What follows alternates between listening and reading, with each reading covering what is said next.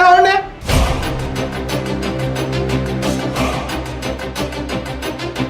આ સાગરને બી લાગણી સાને તો સાગરીઓ કહીએ તો પણ પાપ ના લાગે.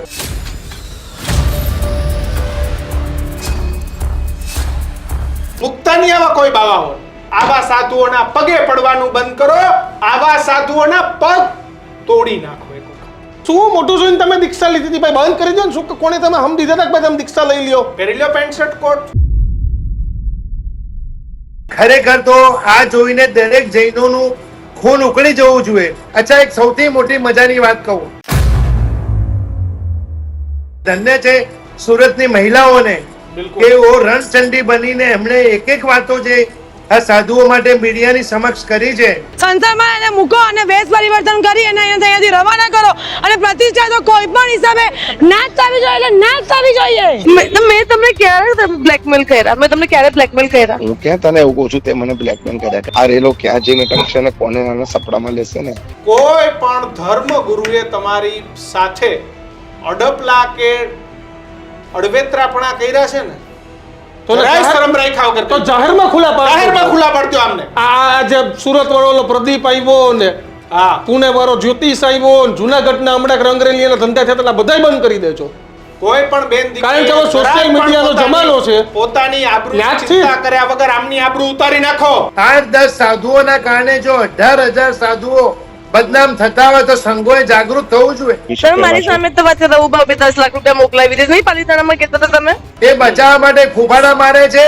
પેલી એક બેનપણી તો સાગર પાસે મોબાઈલ માંગે છે. તો ખરેખર એ સંઘને મા બાપ ગણતો હોય તેને કારના કપડા પહેરીને સંસારમાં જતું રહેવું જોઈએ. સુરતના સંઘોએ, સુરતના મહાસંઘોએ ભેગા થઈને એને કપડા પહેરાઈને મોકલી દેવો છે. આ સાધુને લઈને તમારું શું માનવું છે તે કોમેન્ટ બોક્સમાં લખજો અને બીજા પણ તમારી પાસે આવી કોઈ માહિતી હોય તો ચોક્કસ અમને જણાવજો. જો તમે અમારી ચેનલ લાઈક, શેર કે સબસ્ક્રાઇબ નથી કરી તો અત્યારે જ કરી દેજો. આટલો જ પ્રેમ આપતા રહેજો. નમસ્કાર. નમસ્કાર.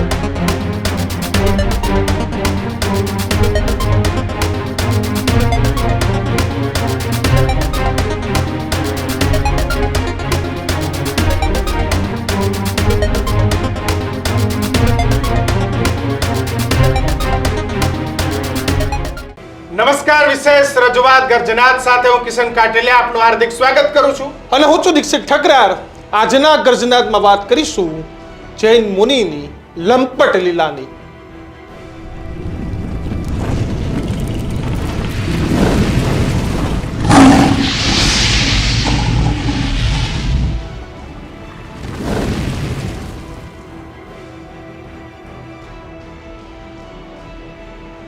ભલે હું કર્મે કે ધર્મે જૈન ના હોઉં, પણ જ્યારે જ્યારે જૈન મુનિઓના વિડીયો આવે છે ને ત્યારે મને સૌથી વધારે દુઃખ થાય છે.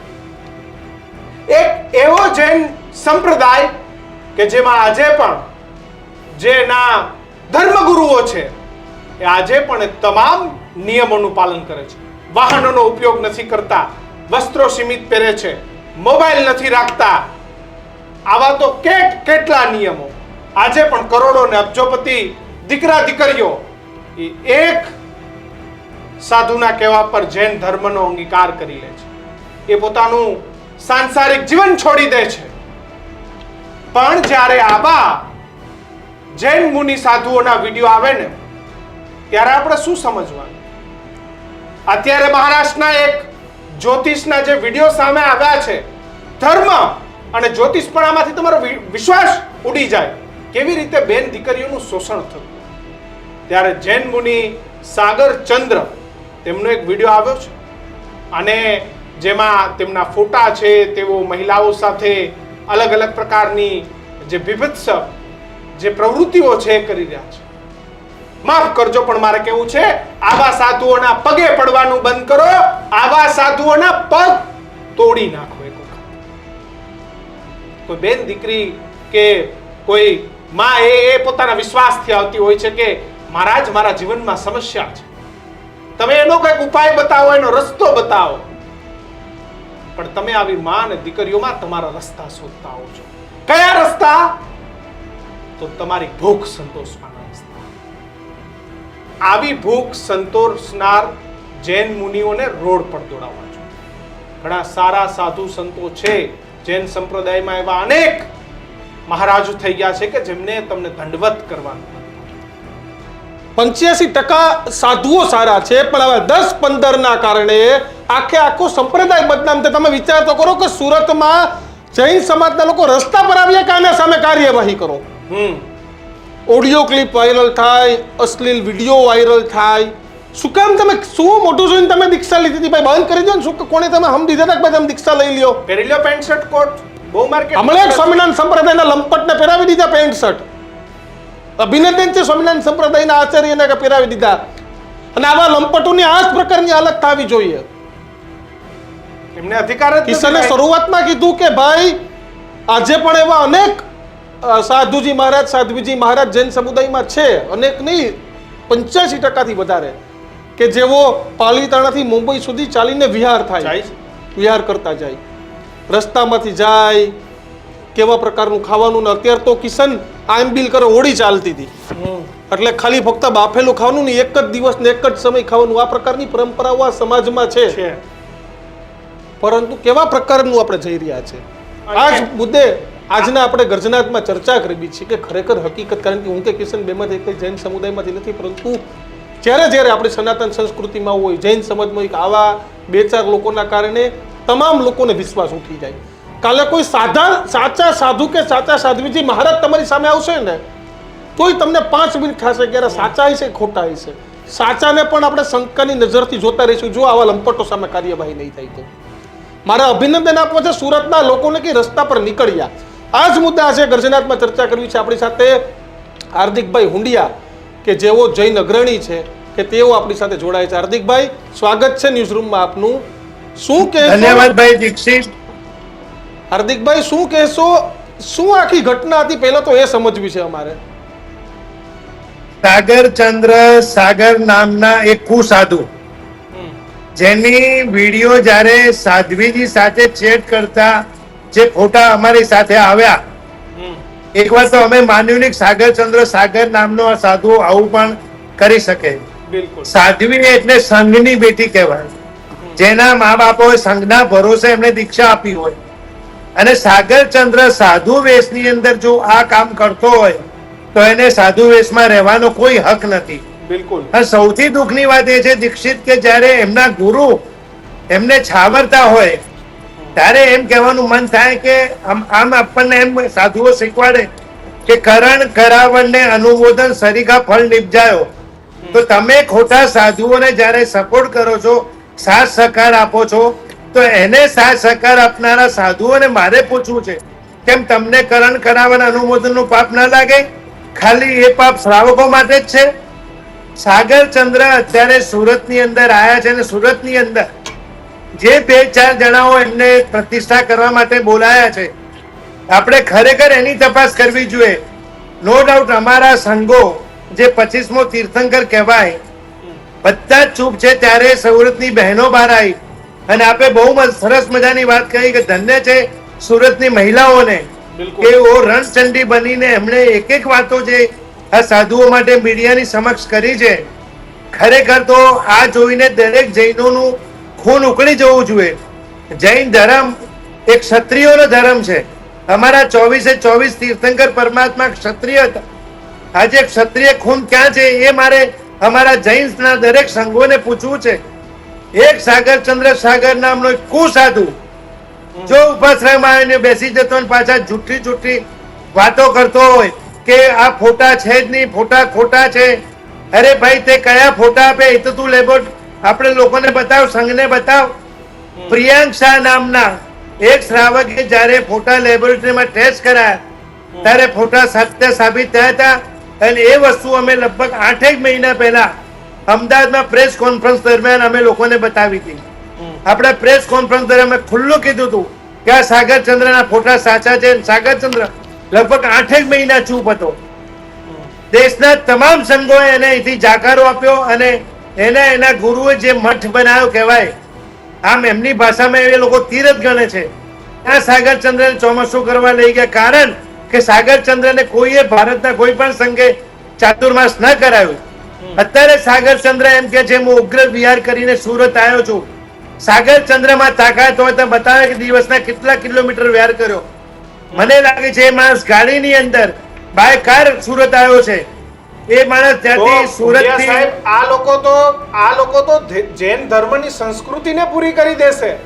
જે 100%. જે સાધ્વીઓ, જે મહારાજ સાહેબ કેટલું દિવસ રાત તડકા અને બીજું અત્યારે કેટલી દીક્ષાઓ થઈ રહી છે વગર ને આ લોકો તો એના ઉપર તિલક લાંછન લગાડવા બેઠા છે. 100% કિશન, આપની વાત એકદમ સાચી છે ભાઈ દીક્ષિત. આપણે ખરેખર વિચારવા જેવું છે. 8-10 સાધુઓના કારણે જો 18,000 સાધુઓ બદનામ થતા હોય તો સંઘોએ જાગૃત થવું જોઈએ. આજે હું તો ખાલી એક સામાન્ય માણસ કહેવાઉં. અમારા સંઘોની અંદર જે આટલા મોટા વ્યક્તિઓ બેઠા છે, જો એ ખરેખર જાગૃત થયા હોત તો આજે આ દિવસો અમારે ન જોવા પડે. પણ અમારે, હું છું, કલ્પેશ સિંઘવી છે, પ્રિયાંક શાહ છે, જગત પરીખ છે, કે હર્ષદ ગુગલિયા છે, નગરાજજી છે, કિશનજી, આવા લોકો જ્યારે બહાર આવ્યા ત્યારે થોડી સંઘોમાં જાગૃતિ આવી છે. અને એક સાધુને કારણે જો આખો જૈન સમાજ બદનામ થતો હોય તો સાગરચંદ્રને આજે ને આજે કપડા સંઘોએ, સુરતના મહાસંઘોએ ભેગા થઈને એને કપડા પહેરાવીને મોકલી દેવો છે. આજે વિચાર કરો દીક્ષિત, આપણે બી કહ્યું હમણાં કે આજે મહાવીર જન્મ કલ્યાણકનો દિવસ છે, સાથે સાથે મહાન હોળીના પદો ચાલે છે. અને ખરેખર દુઃખની વાત છે, હોળીની અંદર એક ચારિત્ર પદ આવે છે. અને ચારિત્ર પદની મહિમા આજે બિન ચારિત્ર વાળો માણસો સમજાવશે લોકોને તો નથી ગળે આપણને વાત ઉતરે. તો આવા લોકો તો ખરેખર કોઈ પણ સમાજમાં, કોઈ પણ ધર્મમાં ન ચાલે. હાર્દિકભાઈ, સુરતથી જે બંને નિવેદનો સામે આવ્યા, એક મુનિ સમર્થનમાં પણ આવ્યા અને મહિલાઓનો વિરોધ પણ આવ્યો અને સમર્થન બાદ એક વાયરલ વિડીયો પણ થયો. પણ આ બંને નિવેદનો પણ સાંભળવા જરૂરી છે. શું કહ્યું, આવો સાંભળીએ. વેસુ માટે જે આ સાગર વેસુ પ્રતિષ્ઠા માટે આવ્યો છે, એના હાથે પ્રતિષ્ઠા તો ના જ થવી જોઈએ. અમારા ભગવાનની પ્રતિષ્ઠા, એ જે દુષ્કૃત્ય કરી રહ્યો છે એના કારણે અમે એટલું જ ઈચ્છીએ છીએ, અમારી એટલી જ માંગણી છે કે એ અહીંયાથી બસ સંસારમાં એને મૂકો અને વેશ પરિવર્તન કરી એને અહીંયાથી રવાના કરો. અને પ્રતિષ્ઠા તો કોઈ પણ હિસાબે ના જ થવી જોઈએ, એટલે ના જ થવી જોઈએ. કેટલાક સમયથી મને લઈને કેટલાક માણસોએ એક વિવાદ ઊભો કર્યો છે. એમાં આજે મને ખબર પડી કે કેટલાક બહેનો પોલીસ કમિશનર પાસે ગયા હતા. એની ઊંડાણમાં ગયો એટલે તરત મને ખબર પડી કે કેટલાક વિહારમાં વ્હીલચેર વગેરેમાં જતા બહેનોનું એક ગ્રુપ છે. એ ગ્રુપમાં એવો મેસેજ આવ્યો, પહેલી તો અહીંથી જ ખોટી વાત રજૂ થાય છે કે તમારે વિહાર સેવા ગ્રુપ એવું બોલવાનું નહીં. તમારે એવું બોલવાનું જૈન શાસનની રક્ષા માટે અમે જઈએ છીએ અને અમે જૈન શ્રાવકને શાસનની શ્રાવિકાઓ છે. અને ત્યાર પછી એ લોકો પોલીસ કમિશનરની પાસે જઈને એકાદ નિવેદન આપ્યું અને એ સમાચાર મને મળ્યા. એટલે મારે એમને એવું કહેવું છે, તમે ક્યારે મને મળ્યા છો? શું વાત થઈ છે એ તમને કંઈ ખબર છે? કઈ રાજનીતિ ચાલી રહી છે એની તમને જાણકારી છે? મને ક્યાંય મળ્યા નથી, મને કશું થયું નથી, અને છતાં તમે મારા વિશે અભિપ્રાય આપો. આ જૈન શાસન કે તમારો આત્મા કેવી રીતના કબૂલ કરી શકે કે તમે કોઈ પણ આક્ષેપને સ્વીકારીને એ અંગે પોતાનો જજમેન્ટ પણ આપો?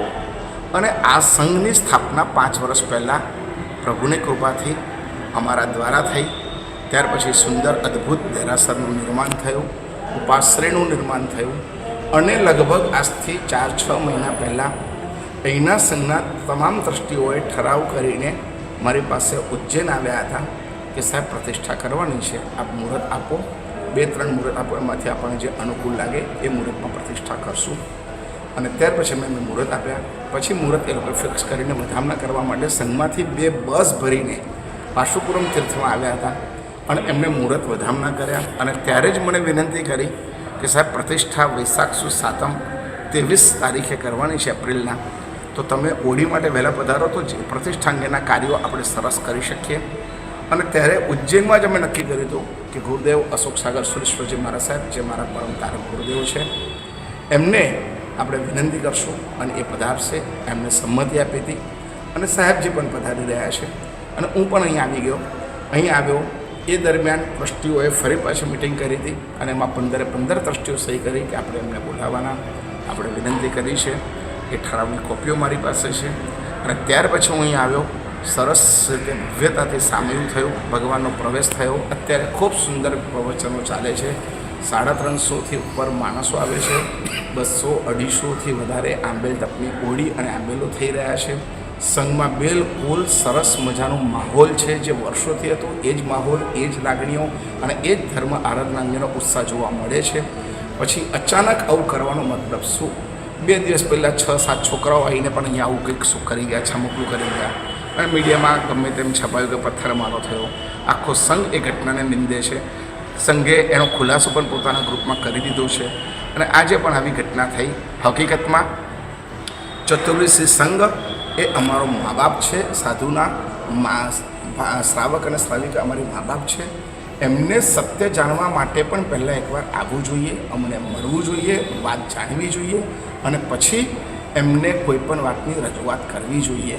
ખાલી કોઈના કહેવા દ્વારા અને જે કહી રહ્યા છે એ લોકોને તો અમારા ગચ્છાધિપતિશ્રીએ એકવાર પત્ર લખ્યો, અશોક શાહ મહારાજ, પૂર્ણ સમાજ, અક્ષય સમાજ, લબ્ધિ સમાજ, આ બધાએ સહી કરીને એમને કીધું તમે આવો અને તમારી પાસે જે બી ડોક્યુમેન્ટ હોય એ આવીને મને આપી જાઓ, સહી કરીને આપી જાઓ અને એના ઉપર અમે કરીએ. એક ડોક્યુમેન્ટ આપ્યો, કોઈ જવાબ એનો એક પણ ડોક્યુમેન્ટ ના આવ્યો, એનો જવાબ ના આવ્યો. રિમાઇન્ડર પત્ર લખ્યો, ત્રીજી નોટિસ અમે આપી, વકીલ થ્રુ આપી. વિડીયો ઓડિયો બધું આવ્યા પછી પણ એમને થોડી પણ કોઈ શરમ ન આવતી? હાર્દિકભાઈ, કિશન, આ સાગરચંદ્ર સાગર એમ કે છે સંઘ મા બાપ છે, તો ખરેખર એ સંઘને મા બાપ ગણતો હોત એને કારના કપડાં પહેરીને સંસારમાં જતું રહેવું જોઈએ. આજે એના ફોટા બહાર આવ્યા, ફોટા બહાર આવ્યા પછી પાછું જૂઠ કેટલું બોલે છે કે આ ફોટાઓ તો ખોટા હતા. તો જો ખોટા ફોટા તો તમારે પેલી યુવતીને ફોન કરવાની જરૂર શું હતી કે તે મારા ફોટા વાયરલ કેમ કર્યા? અચ્છા, પાછી પેલી યુવતી એમ કે છે કે સાહેબ મેં નમ્રતાને મોકલ્યા હતા, બીજા કોઈને મોકલ્યા નતા. તો સાગરચંદ્ર પહેલા તો એ ખુલાસો કરે કે તારે આવી બહેનપણીઓ કેટલી છે? તમે હમણાં વાત કરી કે આપણે મહારાષ્ટ્રની અંદર અશોક ખરાત નામના જે જ્યોતિષ જે પકડાયા, સુરતની અંદર પ્રદીપ ધર્મગુરુ પકડાયા. મારી ખરેખર એક જ વાત કેવી છે કે આવા બાવાઓ, આ શિથિલાચારી સાધુઓ, કુસાધુઓ આ આપણા દેશ માટે ખતરનાક છે. સાગરચંદ્ર સાગર જ્યારે એની પાસે કોઈ આધાર કાર્ડ નથી હોતો, પેલી સાધ્વી જેને સાથે બીભત્સ વર્તન કર્યું, કાલે એ સાધ્વીને સરકારે એના કબજામાં લેવી જોઈએ અને સાધ્વી પાસે બધી વાતો બહાર કઢાવી જોઈએ. સાગરચંદ્ર સાગર કદાચ આ સાંભળ્યા પછી એ સાધ્વી સાથે કઈ બી ગડબડ કરે અને સાગરચંદ્ર ભાગી જાય તો સરકાર એને પકડશે કઈ રીતે? આ સાગરચંદ્ર કે જેનું જીવન હોય છે કે અહિંસા પરમો ધર્મ, એ ગુંડાઓ મોકલે, એ ધમકીઓ આપે મહિલાઓને. હા, એનું કારણ છે કારણ કે એને એની બધી પોલો હવે સમાજની સામે આવી ગઈ છે. એ બચાવવા માટે ફૂફાડા મારે છે અને આ સંઘે જેને એને બોલાયો છે એની પણ સરકારે તપાસ કરાવી જોઈએ કે આને કેમ બોલાવ્યો. મુંબઈ ગોવા હાઈવે ઉપર 18 એકરની જગ્યા એક જૈન શ્રાવકે ફ્રી આપી. આ માણસે 11 લાખની નાની નાની ડેરીઓ કરીને 108 ડેરીના નામે કરોડો રૂપિયા ભેગા કરી નાખ્યા.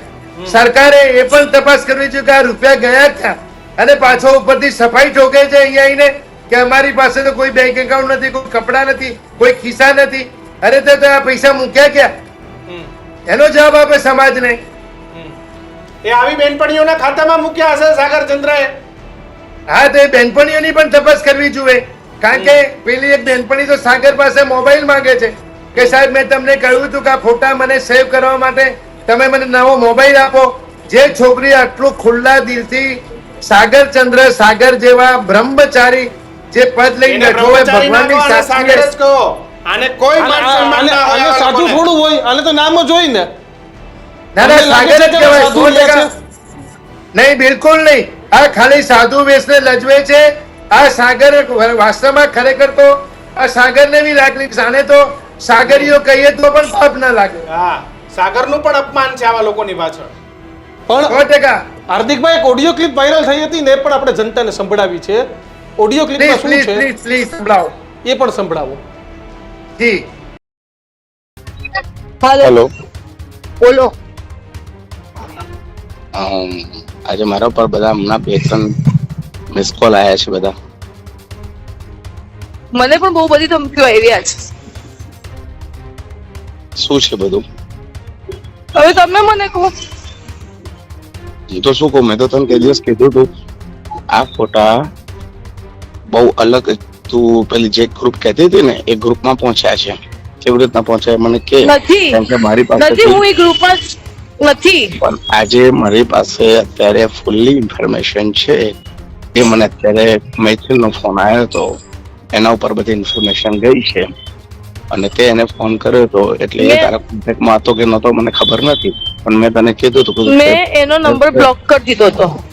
પણ મેં તને તે દિવસ પણ કીધું હતું તારે પણ કે જો હું ઇન્કવાયરીમાં જઉં છું, આગળ વધું છું, તે મને ફોન માંગ્યો, તે મારી પાસે ફોન માંગ્યો તો મેં કીધું તું હમણાં સાહેબ છે, હવે તમે આટલી જૂની વાતો ના કહો. તમે મને રોજ ફોન પર વાત કરી હતી ને કે તું આટલી જૂની વાતો ગાય છે, હવે તમે આટલી બધી જૂની વાતો હવે તમે પણ નહીં ગાઓ.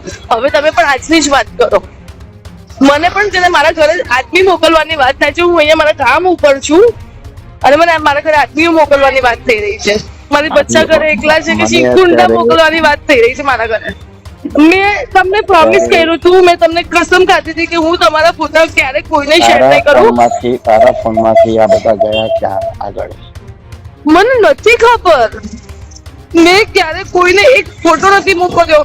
મને કઈ ખબર નથી. મેં જે ફોટો મોકલ્યો હતો એક નમૂને મોકલ્યો હતો ને એક પારડીને મોકલ્યો આ ફોટાઓ અત્યારે એ લોકો પાસે પહોંચ્યા છે. એ લોકો કોની પાસે પણ ઓનો પણ કે છે કોઈની પાસે છે, કોઈની પાસે છે, કોની પાસે છે. હું તો છું એ ગ્રુપ વાળા બધા માણસો પાસે.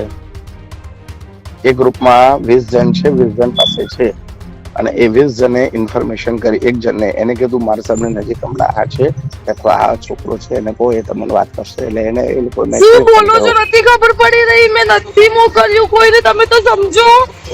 તમને લાગે છે હું આ વાયરલ કરીશ? એમને તો મારે નથી કરવા ને. હોત, જો મારે સાંભળો, મારે અગર વાયરલ કરવા હોત તો હું આટલા ટાઈમ સુધી મારી પાસે સોની ફ્રેમ બનાવીને રાખી મેં તમને બ્લેકમેલ કરવા હોત તો તમે ક્યારના બ્લેકમેલ ન કરી શકત. તારી પાસે જે મેસેજ આવ્યો હતો ને એના પછી મેં કયો તને મેસેજ? કરી કે ભાઈ તારી ચેટ હું વાયરલ કરીશ આમ તેમ. પછી મેં ફોન કર્યો, મેં બધી તપાસ કરી, હું આ લોકોમાંથી કોઈ છે નહીં. પછી એ વ્યક્તિને મેં તલાશ કરી અને પછી એ વ્યક્તિ પાસેથી બધી માહિતી મળી. પછી એને ખબર પડી કે ભાઈ તારી બધી ચેટ એની પાસે છે. એટલે પછી મેં રાહુલની ચેટ કઢાઈ હતી, અમરની ચેટ કઢાઈ હતી. પછી કન્ફર્મ થયું કે તારો ફોન આપણે એની પાસે છે. તો પછી હવે શું થયું? તો મેં તમને કેટલી વખત મેં તમને કેટલા શાંતિથી ફોન કર્યો તો મેં સાહેબ મારો ફોન બીજી વખત હેક થયો છે, પાછો સ્વિચ ઓફ કર્યો છે, બધું નીકળી ગયું છે. પ્લીઝ તમે મને નવો ફોન અપાવો. મેં તમને કીધું તું ને. મેં એ ટાઈમ પર કેટલા શાંતિથી મેં તમારી સાથે વાત કરી. તમે બધું મારા ઉપર ઓલું કરો તો તમને મારી મેન્ટલ સ્ટેબિલિટી તમને ખબર નથી પડી રહી કેવી છે. ઠીક છે, જો હવે તું છે. મેં તમને પહેલા કીધું તું મારી પાસે 1 લાખ રૂપિયા હતો, એ મેં ચડાવો લઈ લીધો. મેં ફીસ માટે ભેગો કર્યો તો. હું મારા ઘરે શું કહું? તમારા કરતા વધારે ટેન્શનમાં હું છું હમણાં. મેં તમને કીધું પણ મને નવો અપાવી તો એક ફોન પ્લીઝ. આ બધું મેટર ક્લિયર. હું આ ફોન વાપરીશ જ નહીં. હું આ ફોન જ આખો ને બધું ફોર્મેટ કરીને મૂકી દઉં છું. મેં તમને પણ તમે તે કોઈને મોકલ્યા નથી ને? 101% સાહેબજી મેં કોઈને કોઈ ફોટા નથી મોકલ્યા. ચાલ ઠીક છે. તમે પ્લીઝ મૈથિલને ફોન કરીને કહો મારા ઘરે કોઈ માણસ ના મોકલે. હું બહાર છું. મૈથિલ મારું કશું સાંભળે એમ અત્યારથી બધા જોઈન થઈ ગયેલા છે. બધાને પૈસા પણ મેં કશું કર્યું નથી. મારા ઘરે કેમ છે? બધાને પૈસા જોઈએ છે. અરે મારા ઘરે માણસ મોકલી રહ્યો છે. પણ મારો ફોન નથી ઉચકતો એ તો. અરે તમારો ઉચકશે યાર, તમે કરો. નથી ઉચકતો. મને ખાલી એટલી વાત કરી દીધી કે હું હવે આ બધામાં આગળ વધી ગયો છું. હું બહુ મોટી ઇન્ફોર્મેશન લઈને તમારી પાસે આવું છું, મોટું ડીલ કરવું પડશે, આવું છે આવું બધું મને કીધું. હું તમને કોને કીધું ખરેખર કે તમે એક ફોનમાં 10 લાખ રૂપિયા આપી દઉં? કોને કીધું તને? હા એ મને કીધું હતું ને કે તમે એક ફોનમાં 10 લાખ રૂપિયા આપી તમે શકો મારી સામે તો વાત કરતા ઉભા 10 લાખ રૂપિયા મોકલાવી દે. નહીં પાલિતાણામાં કહેતા હતા તમે શું? ઓલા મૂર્તિવાળાને નહીં બોલ્યા હતા તમે? શું?